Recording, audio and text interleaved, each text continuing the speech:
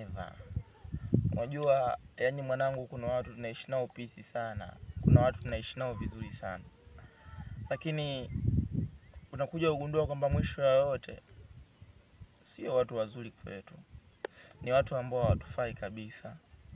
Wewe mwanangu yani kitu ambacho nikushauri kijana mwenzangu, tukomae kutafuta pesa kaka. Vitu vingine tutavikuta mbele. Maana kwa mambo ambayo yapo. Yani unajua unaweza kumfanyia mtu vitu vingi sana, lakini akaja kusahau kwa kitu kimoja tu kibaya. Unaweza kumfanyia mengi makubwa, ukamfanyia kila kitu, lakini kwa kitu kimoja tu ukateleza kidogo tu, akawa amefuta mema yako yote na ikawa imesomeka kama wewe ni mbaya.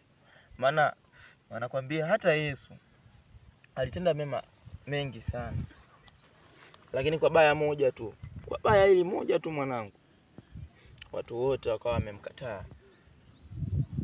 Marafiki wakamkataa, shetani akamkataa, kina Yuda wakamkataa, kina Petro wakamkataa.